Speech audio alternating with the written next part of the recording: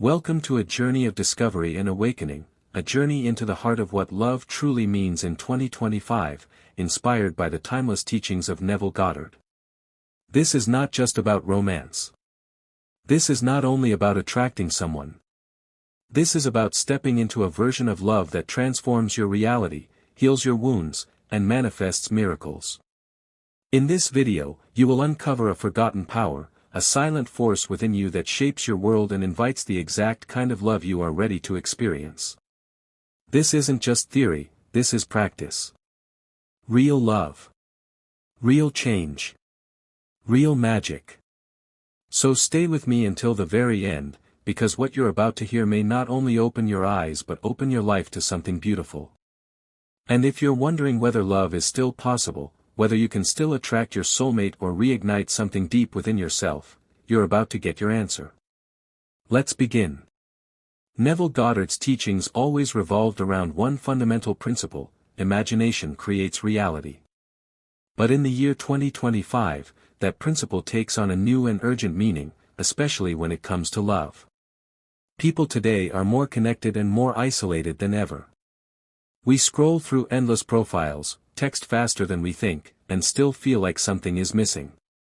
We think love is out there somewhere, on an app, in a cafe, waiting for us if we could just be in the right place at the right time. But Neville reminds us, love isn't something you find. It's something you become. It's something you imagine, feel, and live in. When Neville spoke about love, he wasn't talking about just romantic affection, he was talking about the full embodiment of divine union, the state where you and the object of your affection are one in consciousness. So what does that mean for us now, in this world of quick likes and short attention spans? It means if you want real love, the kind that doesn't fade after a few weeks or break apart under pressure, you have to become it first within yourself. You must assume the feeling of being loved, not just wanted, not just desired, but deeply and completely loved. And that is where most people fall short. They wait. They hope. They wish someone would show up and give them the very feeling they are not willing to give themselves. But in Neville's world, and in the real world beneath the surface of appearances, that is not how it works. The world, Neville said, is yourself pushed out. That means every interaction, every relationship, every moment of affection or rejection is a mirror reflecting back your own assumptions and beliefs. So, if you believe you're hard to love, life will confirm it. If you feel unworthy, partners will show up to validate that unworthiness. But the moment you change your belief, the instant you decide that you are love itself, not because someone told you, not because someone proved it, but because you decided, it begins to reflect. In 2025, this is more powerful than ever. Why? Because consciousness is accelerating. Thoughts manifest quicker. Emotions ripple wider. And the gap between inner and outer is collapsing. That means you don't have to wait 5 years or 5 months. Love can manifest instantly, but only if you're ready to feel it first. Think of someone you admire, someone whose love life seems to overflow with joy. Maybe it's a friend, a celebrity, or someone you barely know. You might think they have something you don't. But in truth, they're just living in a different assumption. They assume they are worthy, magnetic, radiant. And the universe simply agrees. Neville said the law of assumption is the law of life. Whatever you assume to be true, becomes true. And this is not magic. It is not manipulation. It is alignment. Because love is not out there somewhere, hiding from you. It's within you, waiting to be expressed. Imagine waking up tomorrow and instead of thinking, I hope someone loves me, you thought, I am love. I radiate it. I attract it. That one shift, that simple act of assuming a new identity, could change your entire day. Your posture would change. Your voice would sound different. Your energy would glow. And people would respond, not because you forced them, but because you finally matched the frequency of the love you always wanted. Neville also spoke about revision. Let's say you've been heartbroken. Betrayed. Let down. That energy lingers in your body and mind like a shadow. But what if you could revise it? What if, tonight, before you sleep, you imagine the event happening differently? Not to erase the past but to reshape your response to it. You no longer see yourself as the victim. You see yourself as the chooser. The one who learns, grows, and decides again. That is revision. That is emotional alchemy. And in 2025, it's not just a technique, it's a necessity. We are bombarded with noise, doubt, fear. But revision brings you back to your power. Back to your truth. Back to the assumption that love is always here, always working, always ready to fill your life. Now, here's an exercise Neville might give you if he were alive today. Tonight, before bed, lie down and close your eyes. Forget the world. Forget the pain. And imagine, just for a moment, that you are in the arms of someone who absolutely adores you. You don't need to see their face. You don't need to know their name. Just feel the sensation, the warmth, the joy, the peace. Let it rise up in you like a wave. Let your body believe it. Let your heart accept it. That state, that feeling, is the key.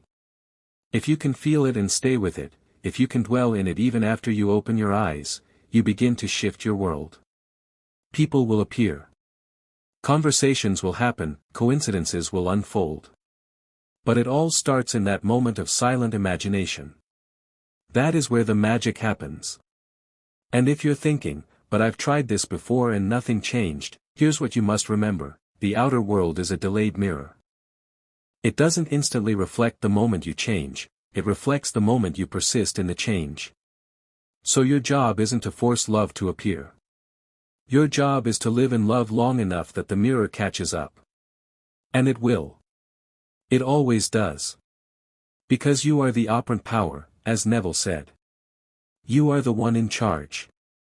You are not waiting for the universe to give you permission to be loved. You are declaring it, embodying it, becoming it. So as you go through your day, start to notice the small assumptions you carry. The ones that say, they never text back, or, people always leave, or, I guess I'm not attractive enough. Catch those thoughts and revise them. Replace them.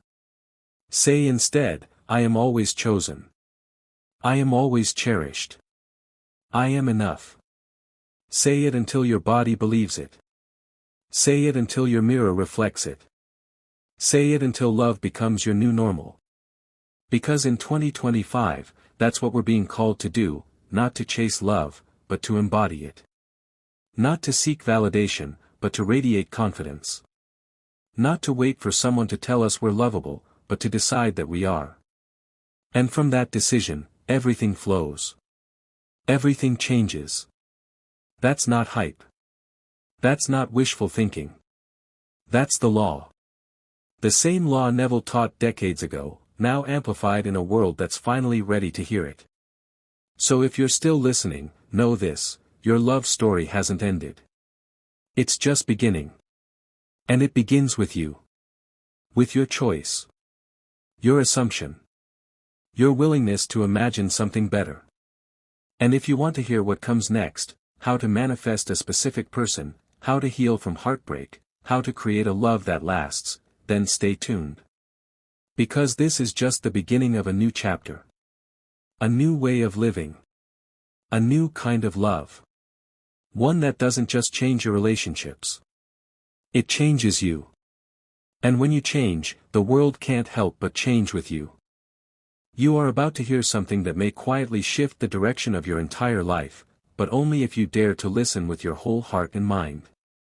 This isn't just another video about manifestation or imagination, this is about a deeper principle that Neville Goddard taught, a principle most people never truly grasp. It's called daring to imagine what others can't. Most people live within the bounds of what they've been told is realistic. They manifest small changes because that's what they believe is possible. But Goddard was clear: you can only manifest what you can imagine and believe to be real.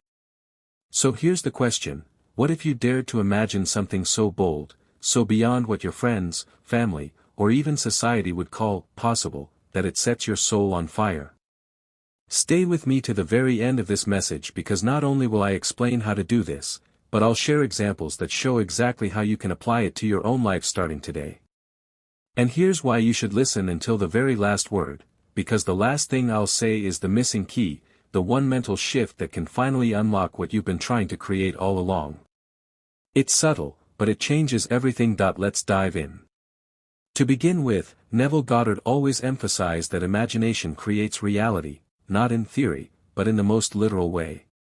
He wasn't speaking metaphorically when he said your world is yourself pushed out. What you see, what you touch, and what you experience is nothing more than a mirror of your inner world. But here's where most people get stuck: they imagine within the limits of what they've already seen, what they already know, and what others around them believe is reasonable. They dare not stretch their minds beyond the ordinary because doing so feels foolish. And yet, it is in that very foolishness where the gold lies. Let me ask you, when was the last time you imagined something so different, so extraordinary?